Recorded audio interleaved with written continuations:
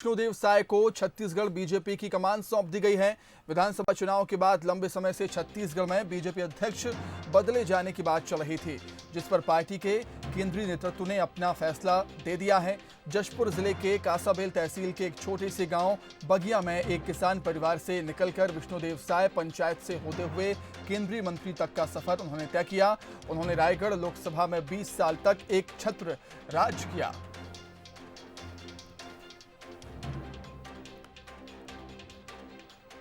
तो विष्णुदेव साय तीसरी बार बीजेपी के अध्यक्ष बने हैं। बीजेपी ने एक बार फिर आदिवासी चेहरे को कमान सौंपी है। अगले विधानसभा चुनाव तक अध्यक्ष रहेंगे। तो काफी चुनौतियां होंगी विष्णुदेव साय के सामने। पार्टी में नई जान फूंकने की चुनौती नए अध्यक्ष के सामने जरूर होगी। बीजेपी के नवनियुक्त प्रदेश अध्यक्ष विष्णुदेव साय से बातचीत के हमारे संवाददाता श्याम चौहान ने। आज हमारे साथ छत्तीसगढ़ के नवनिर्वाचित प्रदेश अध्यक्ष विष्णुदेव साय जी मौजूद हैं। आइए हम जानते हैं प्रदेश अध्यक्ष जो नवनिर्वाचित प्रदेश अध्यक्ष हमारे विष्णुदेव साय जो जशपुर जिले से बने हैं।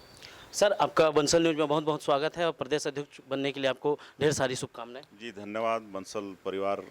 बंसल न्यूज़ परिवार को मेरे तरफ से बहुत बहुत धन्यवाद। सर, आपका राजनीतिक दौर कैसा रहा है, किस तरह से रहा है, कुछ आप सामने? तो शुरू से ही हमारा परिवार राजनीतिक रहा है और मेरा सौभाग्य है कि छोटा सा ही गांव का बगिया का रहने वाला हूं और कभी मैंने सोचा भी नहीं था कि भारतीय जनता पार्टी की बदौलत हम विधायक बनेंगे, सांसद बनेंगे, प्रदेश अध्यक्ष का दायित्व मिलेगा या मोदी सरकार में राज्य मंत्री का भी दायित्व संभालना पड़ेगा। लेकिन तो ये सब सौभाग्य की बात है और चुनौती भी है, क्योंकि छत्तीसगढ़ में हम लोग विपक्ष में हैं, विपक्ष की राजनीति करनी है। लेकिन इस बात का हमको गौरव भी है कि हम भारतीय जनता पार्टी के प्रदेश अध्यक्ष हैं। तो आज भारतीय जनता पार्टी देश ही नहीं दुनिया की सबसे बड़ी पार्टी है और आज लंबे समय तक इस देश में शासन चलाने वाली कांग्रेस का आज हालत क्या है आप देख ही रहे हैं। पूरे देश के नक्शा से वो विलुप्त हो रहे हैं।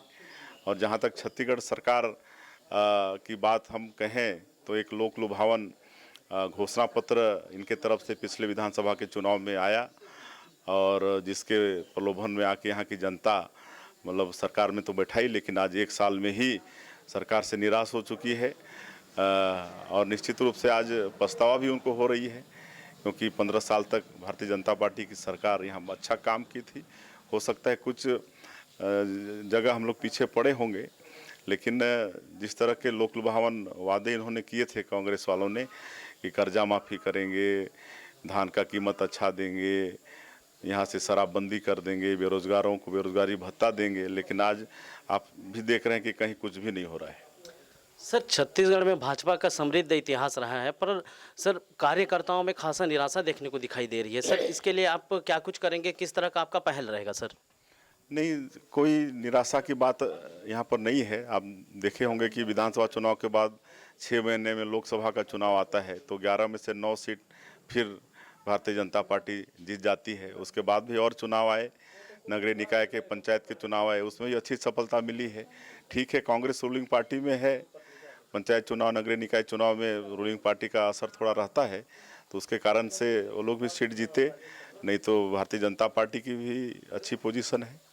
सर, छत्तीसगढ़ में आपकी टीम कब तक बन पाएगी? और सर, अभी फिलहाल में कई नेता खाली बैठे हुए हैं, उनके लिए क्या कुछ योजनाएं रहेंगी आपकी जो आप उनको टीम में लेकर के आएंगे? अब भारतीय जनता पार्टी सार्वजनिक निर्णय लेती है, हम वरिष्ठों के साथ बैठेंगे और सब मिलके जो तय होगा वो करेंगे। सर, पर छत्तीसगढ़ में आदिवासी समुदाय भाजपाओं के साथ अब दिखाई नहीं दे रही है, इसके लिए क्या कुछ आप कर पाएंगे? सर नहीं, बिल्कुल दिखाई दे रही है। विधानसभा चुनाव में अलग बात थी, लेकिन जैसे मैंने कहा कि 6 महीने बाद जब लोकसभा का चुनाव आता है तो 4 यहाँ पर लोकसभा की सीट है आदिवासियों की, उसमें से 3 हम जीतते हैं, है ना। इस बात का प्रमाण है। और भी चुनाव है नगरीय निकाय पंचायत के, उसमें हमारे लोग अनुसूचित जनजाति के लोग जीत के आते हैं। आज जितना काम भारतीय जनता पार्टी ने किया है आदिवासी वर्ग के लिए, उतना कांग्रेस ने नहीं किया है। आपको मैं बताना चाहूँगा कि अटल बिहारी वाजपेयी जब प्रधानमंत्री थे तो पहली बार उन्होंने आदिवासियों का समुचित विकास हो, हर तरह से विकास हो, इसके लिए मंत्रालय ही अलग बना दिया। और ये जो रमन सिंह की सरकार जब यहाँ पर आई छत्तीसगढ़ में, तो अलग से विकास प्राधिकरण का गठन हुआ कि आदिवासियों के विकास में अगर कोई तरह की कमी हो जाती है तो मतलब उनका विकास समुचित हो। तो जसपुर सरगुजा उत्तर क्षेत्र विकास प्राधिकरण, बस्तर विकास प्राधिकरण का गठन किया। ये थे नवनिर्वाचित प्रदेश अध्यक्ष विष्णुदेव साय जी हमारे साथ, जो कि युवाओं, खासा आदिवासी युवाओं के लिए जो विशेष पहल पूर्व में की गई थी उसके लिए उन्होंने बताया। सर, आपको बहुत बहुत धन्यवाद बंसल न्यूज़ से जुड़ने के लिए। जी, बंसल न्यूज़ को भी बहुत बहुत धन्यवाद। मैं श्याम चौहान, बंसल न्यूज़, जशपुर। तो चलिए आइए एक नजर डालते हैं विष्णुदेव साय के राजनीतिक जीवन पर। पूर्व केंद्रीय मंत्री विष्णुदेव साय पहले भी बीजेपी प्रदेश अध्यक्ष की जिम्मेदारी संभाल चुके हैं। अब तीसरी बार उन्हें पार्टी ने कमान सौंपी है। साय को संगठन के नेताओं के बीच तालमेल बिठाने में ज्यादा परेशानी नहीं होगी। 21 फरवरी 1964 को जशपुर के बगिया गांव में एक किसान परिवार में जन्मे विष्णुदेव साय ने गांव के सरपंच के रूप में राजनीतिक सफर शुरू किया। 1990 से 1998 तक 2 बार वो मध्य प्रदेश विधानसभा के सदस्य रहे। 1999 में वो 13वीं लोकसभा के सदस्य चुने गए। साल 2004 में वो 14वीं और 2009 में 15वीं और 2014 में 16वीं लोकसभा के भी सदस्य रहे। इस दौरान वो कई केंद्रीय कमेटियों में रहे। 9 नवंबर 2014 को विष्णुदेव साय को मोदी कैबिनेट में राज्य मंत्री बनाया गया। उन्होंने माइंस और स्टील मंत्रालय की जिम्मेदारी संभाली। 2019 में बीजेपी ने उन्हें टिकट नहीं दिया। साय पहले भी 2 बार छत्तीसगढ़ बीजेपी अध्यक्ष पद की जिम्मेदारी संभाल चुके हैं। पहली बार 2006 से 2009 तक, उसके बाद 2009 से 2013 तक। केंद्र में मंत्री बनाए जाने के बाद उन्होंने अध्यक्ष पद छोड़ दिया था। संगठन के साथ ही आरएसएस के करीबी माने जाने वाले साय को आदिवासी होने के चलते तीसरी बार कमान सौंपने का फैसला हुआ है। विष्णुदेव साय को अध्यक्ष बनाए जाने पर सहमति इसीलिए भी बनी क्योंकि विक्रम उसेंडी का बतौर बीजेपी अध्यक्ष कार्यकाल संतोषजनक नहीं रहा। उसेंडी के नेतृत्व में बीजेपी लोकसभा चुनाव तो जीती, लेकिन नगरीय निकाय चुनाव में पार्टी का प्रदर्शन निराशाजनक रहा। 10 नगर निगम पर कांग्रेस काबिज हो गई तो 27 में से 20 जिलों में बीजेपी जिला पंचायत अध्यक्ष भी नहीं बना पाई। बीजेपी अध्यक्ष पद पर आदिवासी चेहरे को मौका देती रही है, लेकिन मुख्यमंत्री की कुर्सी तक आदिवासी चेहरा नहीं पहुंचा। ऐसे में छत्तीसगढ़ के पहले आदिवासी मुख्यमंत्री रहे अजीत जोगी के निधन के बाद विष्णुदेव साय को पार्टी ने कमान देकर आने वाले समय में आदिवासी कार्ड खेला है। सियासी गलियारों में यह सवाल गूंज रहा है। मौजूदा कांग्रेस सरकार के सामने मजबूत विपक्ष बनकर उभरने की चुनौती साय के सामने होगी तो पार्टी में नई जान फूंकने की भी। Bureau report, Bansal news. तो बीजेपी के नए प्रदेश अध्यक्ष का ऐलान हो गया है। विष्णुदेव साय आदिवासी चेहरे के तौर पर नए प्रदेश अध्यक्ष होंगे। बीजेपी के एक और आदिवासी नेता, पूर्व मंत्री रामविचार नेताम भी इस दौर में शामिल थे और आदिवासी चेहरे के तौर पर प्रबल दावेदार माने जा रहे थे। प्रदेश अध्यक्ष के इस फैसले के बाद उन्होंने खुलकर तो कुछ नहीं कहा, लेकिन इशारों में अपनी नाराजगी और निराशा जरूर जाहिर करती है। पार्टी का आदेश के पहले तो बहुत सारे लोग का नाम रहता ही है, लेकिन पार्टी का जो भी अंतिम निर्णय होता है वो निर्णय सबको मानना सबके लिए जरूरी भी होता है। अब ये मैं कैसे बोलूँगा कि मैं बेहतर होऊंगा, मुझे कोई निराशा नहीं है। निराशा व्यक्ति की नहीं होती ना, ये तो पार्टी का इतना बड़ा जो परिवार है, उस परिवार के मुखिया प्रदेश का एक पार्टी का चेहरा जो बनता है और उस चेहरा को बनाने के लिए लाखों लाख कार्यकर्ता लगते हैं। कहा जा रहा है कि रमन सिंह के काफी करीबी हैं विष्णुदेव साय जी। ये सबको मालूम है कि कौन कितना करीब कौन होता है, और इसलिए सब अपना लाभ हानि व्यक्तिगत अपनी देख करके लोग अपना पार्टी को कैसे ले जाना, कहाँ ले जाना, बहुत लोग का रहता है सोच ऐसा कि पार्टी हमारे अनुसार चले, कुछ सोचता है मेरे अनुसार चले, कुछ कहता है संगठन मेरे अनुसार चले। आपके मन में इच्छा थी प्रदेश अध्यक्ष बनने की? देखिए, मैं बताया कि कार्यकर्ता हूँ और मैं अपने हिसाब से कार्यकर्ताओं के लिए जूझने मरने वाला कार्यकर्ता हूँ और मुझे उसकी फिक्र नहीं होती है कि मैं कार्यकर्ताओं के लिए मुझे जेल भी जाना पड़े, लाठी भी खानी पड़े, तो वो भी मैं उसके लिए आगे फ्रंट में रह करके लड़ने वाला व्यक्ति हूँ। नए प्रदेश अध्यक्ष को कोई सलाह, कोई मशवरा? अरे हम कौन होते हैं सलाह मशवरा करने वाले? दो बार से प्रदेश अध्यक्ष बने हैं, उनकी काबिलियत को कौन नहीं जानता है? तो ऐसे काबिल लोग को काबिल लोग ही चाहते हैं और काबिल लोग की चाहत के अनुसार ही काबिल लोग को लाया जाता है, तो हम तो सैल्यूट करते हैं। वहीं छत्तीसगढ़ में धान खरीदी को लेकर सियासत थमने का नाम नहीं ले रही। केंद्र सरकार ने धान के समर्थन मूल्य में 53 रुपए की बढ़ोतरी कर दी है, जिसको लेकर आरोप प्रत्यारोप का दौर भी शुरू हो गया है। कृषि मंत्री रविंद्र चौबे ने जहां इसे मामूली करार देते हुए निशाना साधा, तो वहीं बीजेपी धान का बोनस किश्तों में देने को लेकर भूपेश बघेल सरकार पर हमलावर हो गई। एमएसपी की बात है, ये बहुत अल्प है। अगर छत्तीसगढ़ सरकार के द्वारा किसानों को जो देय राशि है 2500 रुपया प्रति क्विंटल पिछले साल से दे रहे हैं, लगातार भाजपा के नेता अनर्गल प्रलाप करते हैं। केंद्र सरकार का ये 53 रुपया की वृद्धि आप कैलकुलेट कर लेना। नरेंद्र मोदी जी छत्तीसगढ़ सरकार के द्वारा दिए जाने वाले 2500 रुपया की बराबरी करने के लिए 53 रुपया के हिसाब से अगर कर रहे हैं तो उसको आगामी 16 साल की अवधि लगेगा। 16 साल।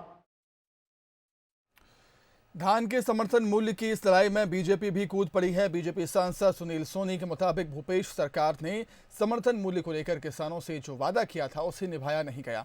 केंद्र सरकार के बोनस के ऐलान से प्रदेश के किसानों को बड़ी सौगात मिल रही है।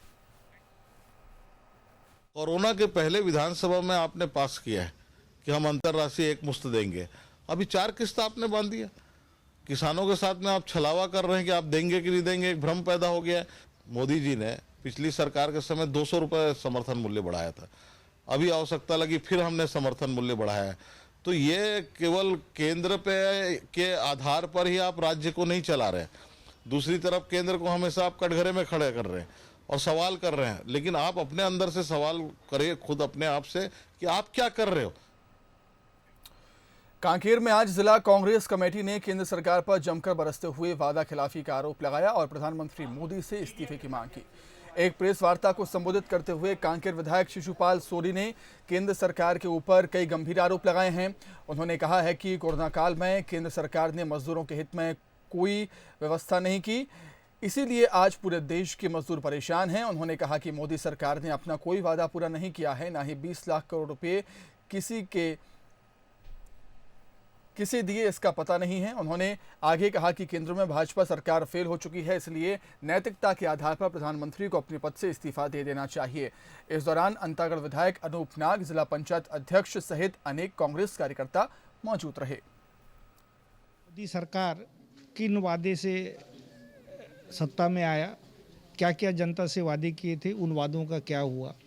और दूसरा जो मुद्दा था कोरोना, जो वैश्विक महामारी है, उससे निपटने के जो उपाय उन्होंने किए वो कहाँ तक यहाँ के लोगों को रास आया और हमारे लोगों ने जो भोगा, चाहे ये उनके आर्थिक नीति से हो, चाहे उनके वैदेशिक नीति से हो, चाहे उनके सामाजिक व्यवस्था से हो, झूठे वादे करके, झूठे सपने दिखा के अगर वो सत्ता में आए हैं तो उनको अब सत्ता में रहने का कोई हक नहीं है।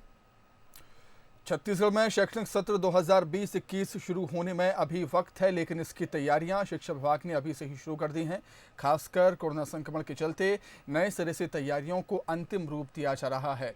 बच्चों के बीच सोशल डिस्टेंसिंग, फेस मास्क और सैनिटाइजेशन के लिए दिशा निर्देश जारी किए गए हैं। बिलासपुर डीईओ AK भार्गव के मुताबिक स्कूलों में दर्ज छात्र छात्राओं की संख्या, उपलब्ध कक्ष की जानकारी मंगाई जा रही है। फिलहाल स्कूल में साफ सफाई और रंग रोगन का काम चल रहा है।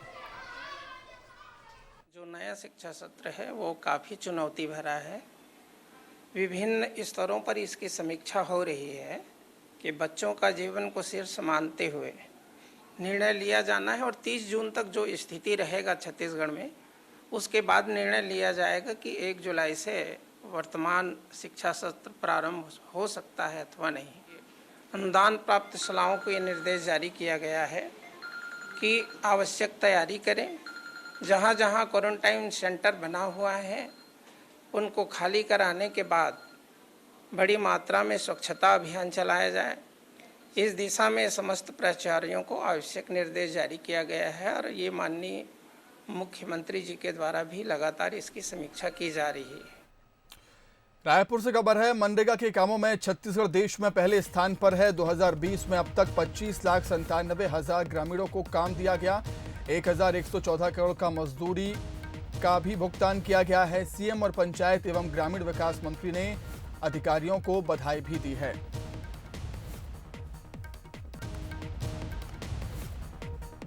खबर आपको बता रहे हैं, छत्तीसगढ़ मनरेगा के काम में देश में पहले स्थान पर आया है।